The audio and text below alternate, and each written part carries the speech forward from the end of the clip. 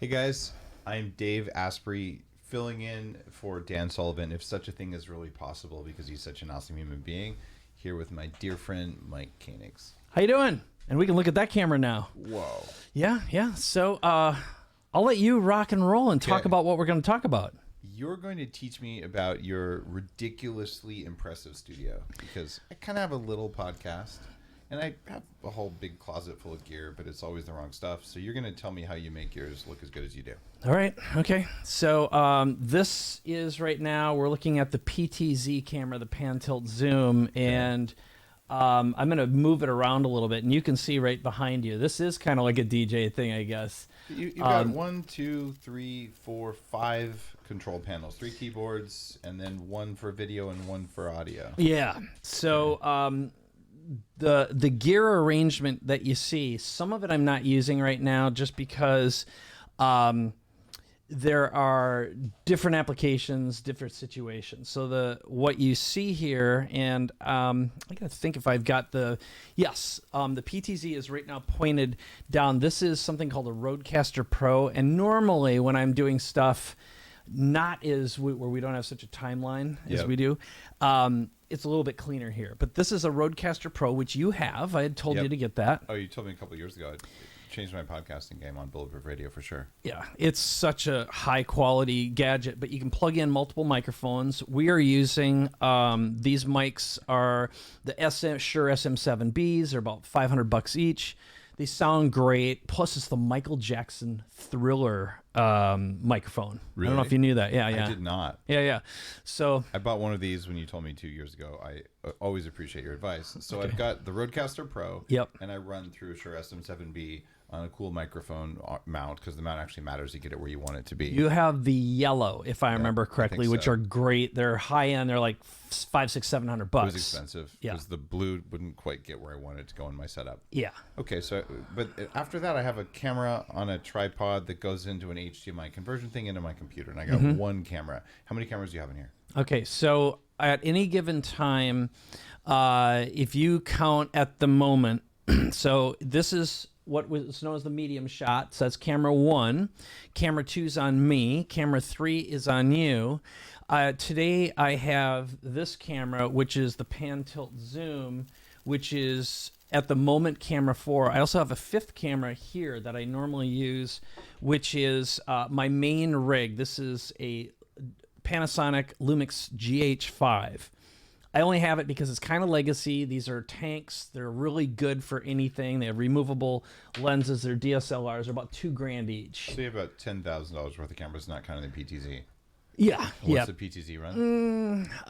They're anywhere from like, you can get them now. They're cheaper, like $2,000, but for a while they were like $15,000 each. When I had my big studio, the 9-set one a while ago. Yeah. Okay. So that's something most people probably don't need as a PTZ. No. Yeah. And so from the camera to get this put together, you have the switcher. Now there's a couple of them. I brought a couple up for you to take a look at today. This is one called the Blackmagic ATEM Mini Pro. So most people, and this is something I just told you should probably get. So this is the smaller one, and then the bigger one I have right here. This one has 4 inputs. These are HDMI inputs, so 4 HDMIs go in, 1 HDMI goes out. What's special about it other than that? All right, so what's special about this is it can run your audio. It can do picture-in-picture. So let's say, for example, you wanted to do a drawing. So you hooked up your iPad and you wanted to use the tablet. So you could actually run HDMI out of your iPad into this, and then you could have a small head of you, and then you could have the big iPad and toggle between the two and switch between those. But here's what I love about it. It has a USB out. You plug it into your computer, and then this acts like a webcam. So you can use it for Zoom, but then you can switch 1, 2, 3, 4 inputs. The bigger one down here, which is the ATEM Mini Extreme, lets you have up to 8 inputs. Okay. Isn't that kind of a contradiction of terms, mini extreme? Yeah, it's totally nuts. I'll tell you one other thing. We're getting uber nerdy here, but for your editor, this is pretty cool. So it's got a network input. And what that means is it can be controlled on the network, and there are ways to do it remotely as well. So your guy could be switching you with a multi-camera setup remotely. And the other thing that's pretty cool is it has something called an ISO feature. ISO, which means each of the camera inputs would record to a separate file. So you'd hook up what's known as an SSD drive, solid state drive. Yep. And it would record each of the channels separately and the program feed. So in this case, it would be 5 to the hard drive with an edit decision list that could be loaded into Premiere or Final Cut, which means if, for example, the production was screwed up and you miss-switched or he miss-switched, you can go back and fix it. And it's a little bit higher quality. So that's really useful. Here's what I'm doing right now. In fact, you got to tell me which of this gear I should get. Yep. So I've got, I don't use the Lumix. I use Canon EOS 5D. Totally fine. Great cameras. Right. And it's got the autofocus, so it's all fuzzy behind me and all that. I use the Rodecaster Pro, the SM7B. And usually I'm recording, sometimes we use Ecamm. We're usually using Zencaster for remote stuff with a video setup. Yep. And then I upload all the files when necessary, but we do all of our video editing in post. And it's 250 million downloads, top 100 show Webby nominated kind of thing. Go on and brag a little. It's fine. But it's actually kind of a cheesy setup, is what I'm saying. So it's great. I'm using the power of contrast, Mike. You taught me this in one of your courses. Come on, man. It just comes down to but it's all about the content. It's a good show, but I'm feeling a little inadequate. Okay, all right.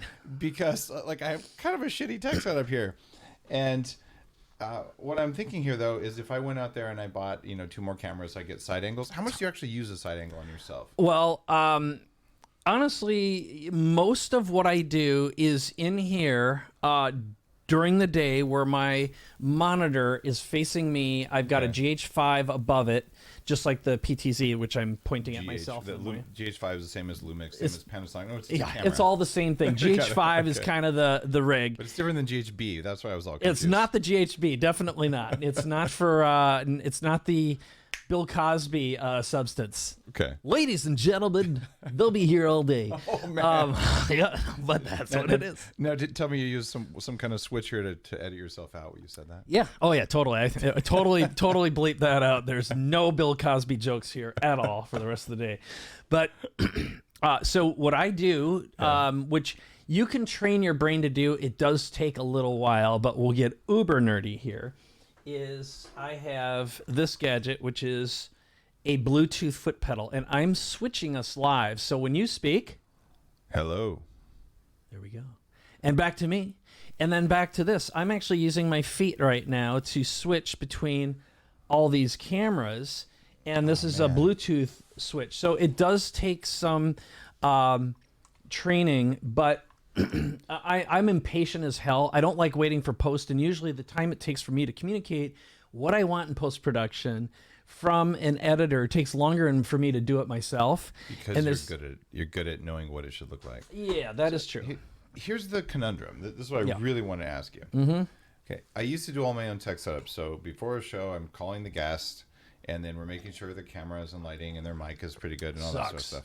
It sucks. So my guy Chris, who's fantastic, he's done very high-end audio editing for audiobooks. He edited my Audibles. Yes. And so he now handles that, which is great. But then once the interview starts, what I want to do is be the world's best interviewer. So to get in the zone and be fully present, if I'm screwing around with little tech things, I feel like it takes me out of the moment, and that the quality of my interviews doesn't work as well. So if I were you, so first of all, the reason why I built this the way I built it is because I work in my studio. I can turn on every single light here, and as someone can see, like I've got the panels, I got Bluetooth. It just looks good all the time. It's super cool. Yeah. And over on the wall, I have an AC unit that's separate for this, so the room environment is always good. So the short answer to your question would be, if you set up a permanent rig like this is, all the cameras are mounted, I've got my medium shot. So I can open right over here. I can go to camera 2, then you can speak on camera 3, And then I varyingly might have the PTZ so I can move around and do this fancy stuff like this. So I'm pushing the button right now, and so you can zoom in and you have preset shots, so it yeah. goes So in. there's the light and the rigging. And so you don't have a lot of. I guess you do have lights on your front. So you have a hair light behind you. Mm-hmm. You actually have 3 hair lights. Was this a 6, 7 light setup? I only use 3. Yeah. So this is for maximum fill and for guests. It's just built for flexibility. But you could have your editor switch for you live. Yeah. And I think if you wanted a more dynamic experience for your viewers, plus what I would do is now it's the gear itself doesn't matter so much. It's the Hero but 9. This is the Hero 9, yeah. Okay, I've got one You of could those. do an overhead cam, and anytime you're doing products, then you can have them set out like I do here, and the camera would be above, looking down, and it'd just be a hand shot. Can you hardwire those? Or does it have Oh to yeah, be you can absolutely hardwire Okay. them. One of the things that intrigued me is that every one of your cameras is hooked into Ethernet, not wireless, because with this kind of bandwidth, it would overwhelm it. Yeah. So what is the device that lets you do that? Right, great question. So I'm using a combination of hardware. So this is where we're getting, again, super nerdy, but when you're getting into a more high-tech Yeah. situation where you want maximum flexibility, and I will get to the remote control part of this. That's cool. But I have everything hooked up into, this is a Bird Dog Mini NDI adapter, which essentially what it does is it allows all your cameras to suddenly be on your Ethernet.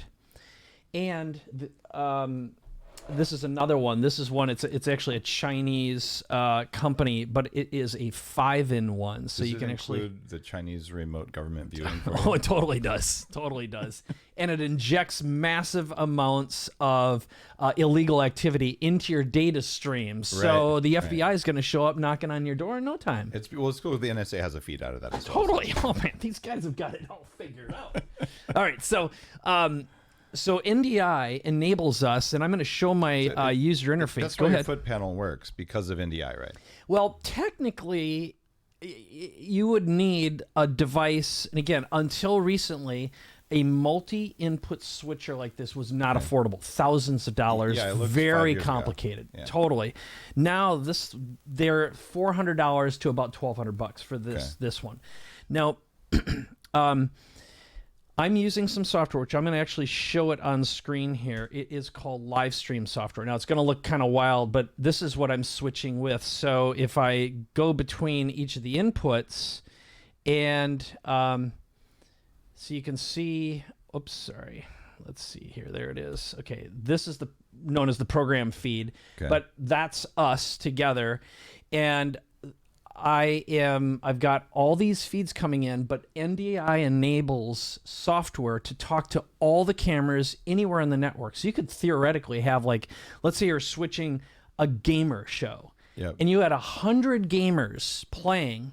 This is how they do these big gamer tournaments. They are all connected with the Bird Dog device, and then they can switch literally hundreds of gamers and do picture-in-picture or whatever. Wow. And you can have multiple, totally. Okay. Yeah.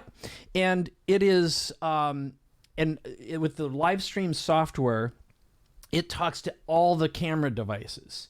So, for example, again, this is uber nerdy, but Ecamm, for example, the software you use, you can switch, but then you don't have to have any hardware connected to your computer. It's completely wireless, which is in here. What you don't see in the background is, well, you kind of do, but there are mounds and mounds and mounds of cables in the rigging. Okay, there, I'm showing it on screen right now. But it does. This removes the complexity, provides immense flexibility, and there's one other cool thing. So behind me, again, I'll demonstrate this. Let's see. I gotta switch over to camera. Okay, so the monitor behind me, for example, I have an Apple TV connected to that, and I'm running a special kind of software. What is that, a 55, no, 65 inch? 65 inch. Okay. Now, what I really want to do now is get like an 80, so you'll never see any edges. But My 65 didn't work for me either. 80, you have to have if you want no edges. yeah, it's crazy. So, but I have this software I found that costs about $100 that allows me to pick an NDI input It runs on the Apple TV itself. on the Apple TV. So, for example, now I'm sending the PTZ killer. signal, infinity, infinity, infinity. But I also have You're two. such a dork, man. Thank you for that. That's a compliment, trust me. Thanks. But I can pick any source, any camera, and I've got two computers on the network, which I use like Keynote computers. Wow. So, again, the whole goal here is absolute flexibility that I can remote control. And what I was starting to say earlier is you could have your editor remote control a switcher and push the buttons for you to get a final program, so you have no post-production. And with a little bit of setup, again, I'm going to turn on the nerd here. This is a gadget called Stream Deck from Elgato, the same company that makes the green screen, which, by the way, I'll show that. I ordered one last night. Oh, you did? Okay. The cat. The Elgato. So this is my chroma key green screen. I can pop up at any time. Again, maximum flexibility. This is like $250, I think. Wasn't it like $250? It was $350 Canadian, which means about $250. Okay. Oh, Canada. I'm not Canadian yet. I'm Not still yet. American. I say get that. Just do some sort of a deal so you never, ever have to hear that hideous theme song, the Oh Canada song. The one from Super Troopers? Did they sing it in there? Probably. Okay. Well, it's just their version of "Oh Say Can You See." Oh, yeah. With a national song. I think it's the worst national song I've ever heard. I have this weird and I love software- Canada. Just for the record. I totally love Canada. I have this weird software running. It tunes out all nationalism. So there's just like a gentle hiss whenever those songs come on. Dave, I want to be you when I grow up. Okay. All right. So, here's what this little doodad does. It's simple. It sits on your desk, and I don't have it lit up right now, but each of these buttons is programmable. It's got little macros. So you can program a button, for example, that would switch a camera and then throw a lower third on screen, start and stop a stream, control all your zoom. And this is, again, like $250. And there are video nerds out there. It takes a little setting That up. looks pretty complex. I looked at it last night. Okay. Yeah. I mean, so it's complex to set it up. But if you always want to have a bottom third at the beginning of your show, you press a button and it turns on and off. Right. And Okay. and again, it does take some time. I have some video guys who worked for me for years who came and set this up per my design because, frankly, I don't like dealing with the gadgetry any longer. It's just not fun. It drives me nuts. I mean, I'm a computer science guy. I used to just love this stuff. And it sucks from my focus on the interview. Precisely. I watch you do this, and man, you switch without even thinking. And see, I can read and talk at the same time. People don't know I'm doing it, right? Because I developed those neurons eventually after 1,000 interviews. Right. But somehow you got the same stuff going on, where you can do this with video instead of just audio, and it's fascinating. You're the best in the world. I've seen at that. How long have you been doing this? Well, I've been, believe it or not, I've been in production for over 30 years now, which is kind of sick. That explains it. The but is I used to be the guy behind the camera all the time. And then I realized after a little while, it was during the pre-YouTube when I did the Internet Infomercial Toolkit. Right. I studied the infomercial giants and I learned how to pitch and sell. And I'm like, all right, I know coding, I know tech, I know marketing. I better learn how to pitch too. And I love to sell. I mean, if all I did was interviewed and sold stuff, that'd be 99% in my superpower, right? All right. And I'm in a bit of a different mode where I want to learn and educate. Yeah. And I'm happy to sell stuff that matters. Right. Right. And you're the same way. You're not going to sell garbage because why would you? Like that's unethical. I have another question though. I've added a live studio audience on Bulletproof Radio. Yes. Well, there's sometimes live, but there's all this weird government mandated stuff that changes every 5 minutes. So we'll call it a live remote studio audience. So I usually have about 100 or so people. My mentorship group is called the Upgrade Collective, and I'm teaching all of my books over the course of a year and all of my other work, big community. So I'm like, hey guys, come on in. You have exclusive access to Bulletproof Radio live, and you get to ask questions and all that. So now I've got a complexity where I've been trying to figure out how do I get those guys up on a screen behind me so that when I'm on camera, you can be, oh, look, there is a live audience. Because right now I never cut to them. How do I do that? Okay, so the way there's, I'm going to give you the easy way and then the slightly harder way. Okay.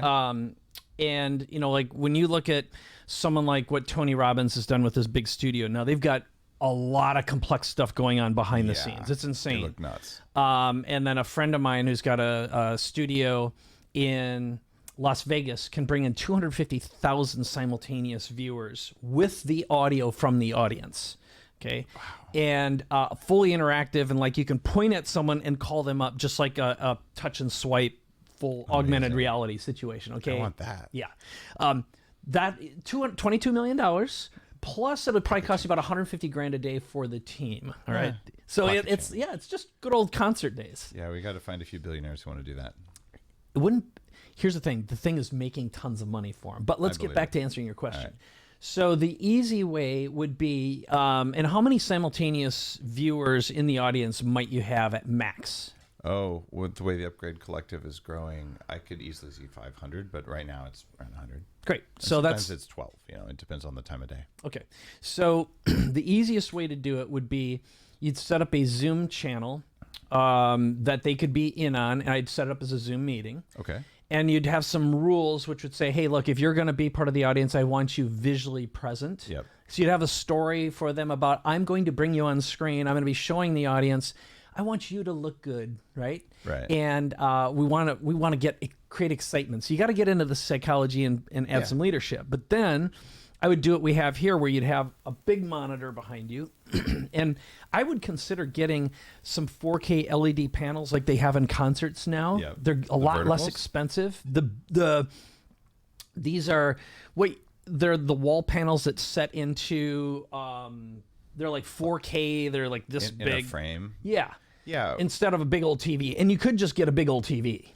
Well, it's going to be a lot more affordable on the TV. So at the new coffee shop we opened in Victoria, I put one of those up on the wall, and it was probably about 16 grand for 4 55-inch TVs all integrated together. All right. That was 16 Canadian. So maybe it's only 12,000 American or something. Okay. Yeah, it's down now where the panels that, when you see the huge wraparound screens and stuff like that, those things are down now where you can get a pretty big rig for almost the same money. Interesting. I was thinking maybe 2 80 inches kind of at an angle.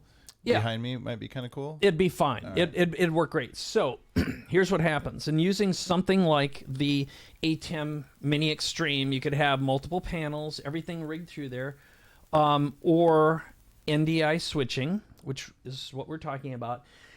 So you'd have a dedicated computer running Zoom, and you'd have someone who's managing chat plus toggling between them, but they can remote control the feed. And then, just like I'm doing behind me here, you could use an Apple TV, an NDI controller, and AirPlay the display. Mm-hmm. And that way everything is routed and flexible. So that I can control what people see behind me easily. Yes. Okay. And then you can also bring in their audio and either mute all, unmute all, and say, hey, make a big cheer or whatever. You know, you could have someone in the background saying, okay, Dave's about to da-da-da. Take a little bit of show flow, but yeah, it's manageable. Let me ask you this. This took us a long time to solve, and we probably did it in a weird way. Yeah, I did. So when I have trust me, when you hear this question, you'll roll your eyes at me. So we've got a Zoom audience. Yes. And then sometimes I also broadcast on Clubhouse where it's audio only. Mm-hmm. And getting it so that I don't get an echo and no one hears an echo, how would you go about doing that? Great. So built into your Rodecaster Pro is a feature called Mix Minus. Okay. And that will mute anyone when you are speaking. So it's like your signal overrides and compresses down, and that's like one switch inside the control panel will turn that feature on. So there's a capability inside the Rode to hook up your phone using the TRRS cable. That's what I do. That is correct. It's right here, nerd cable. Okay. That's incredible when you do that.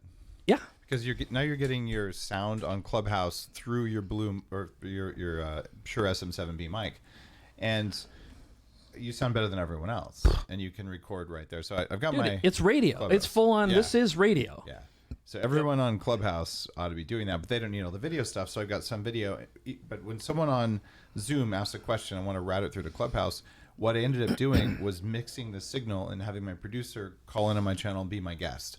So then we get both audio, both my audio and the guest audio come through. They don't see the little icons on Clubhouse. That was the best I could do for Clubhouse and still have the Upgrade Collection guys on Zoom who are paid members. So basically what would happen then is you'd have your computer. You have the video routed through NDI. Right. And there's software to do that. You don't even need the hardware. Right. And then that software was Livestream or Ecamm, right? No. It's actually there. It's called NDI Monitor. It's free software that turns your video display into video that goes through the network. Killer. Okay. It's pretty slick. I prefer hardware just because it's more, anytime you got dedicated hardware, it's a lot less flaky. But then you can route the audio from your computer. So you just run it from your headphone jack into the Rode. Okay.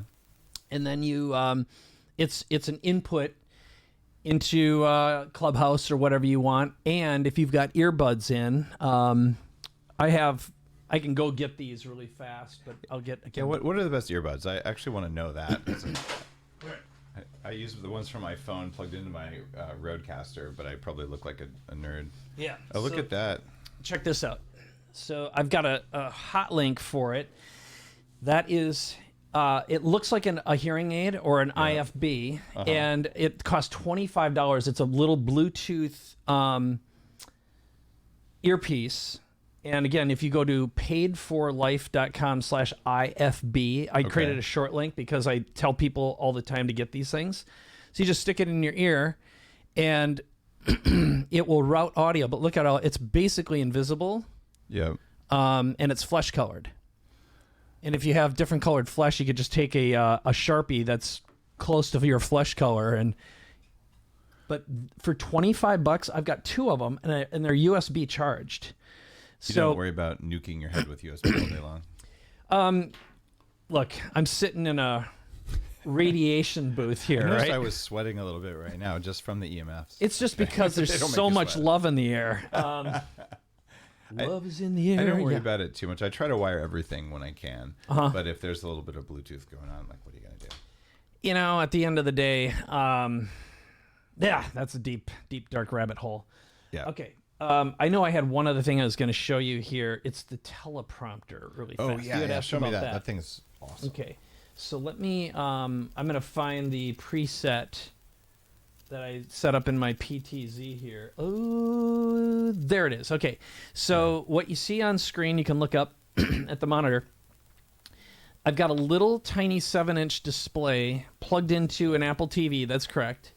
And I'm using some software. You can kind of see it scrolling up here called Prompt Smart, which is voice controlled. So I can say foot pedals, cameras, and it will automatically scroll up. Foot pedals, cameras, panels, lights and grid, and it scrubs automatically. But these are all the notes I took. Okay. And now a really good teleprompter is in a box right in front of your camera, but if it's far enough away from you and you have it close to underneath the lens, it's fine.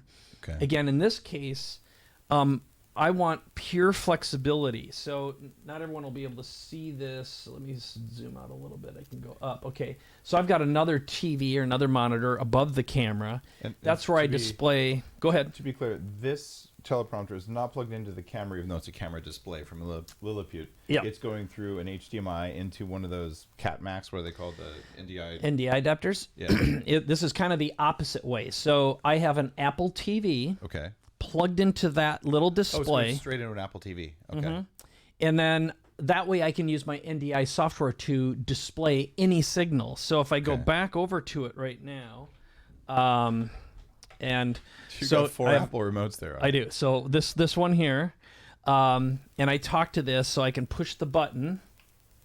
Okay, and I don't know if you'll be able to see it or not, but there it went back to whatever the Apple TV screen is. So you're watching Transformers now? Is that totally. And Disney Plus, most watched.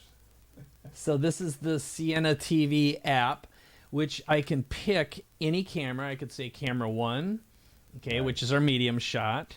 Again, let me see if worst comes to worst, you just get a shot of what everyone sees. You could have your final production shot there. Yeah. So if I have my Chris and he's doing remote switching, I could actually see what he's doing during the show, like a live camera feed on that same thing if I need to. Totally. That's cool. So again, I can choose anything I want and say, hey, look, I want to display my, this is one of my computers, and it's the same feed that I have behind me, and I can toggle between different branding. So if I go back to my main shot here, what you see, so when I am doing the Big Leap show, I got that up. If I'm doing the Capability Amplifier show, I've got that up. So again, I can tell any signal from any device in my entire house to display on anything. All right, I got to ask. That's way techie, I know. No, that's super cool. How much time do you spend screwing around with stuff when it's not working? Yeah, great question. Right now, I would say, for the most part, I never screw around with anything unless I'm getting something new or there's like an operating system upgrade or something breaks. Yeah. But now I'm really focused, despite all appearances, on simplicity and elegance, and set it up once and never touch it again. I like that. The but, however, is like if I get a new piece of gear, like we didn't even talk about this today, and I got to go in a second. This is a little wireless gadget.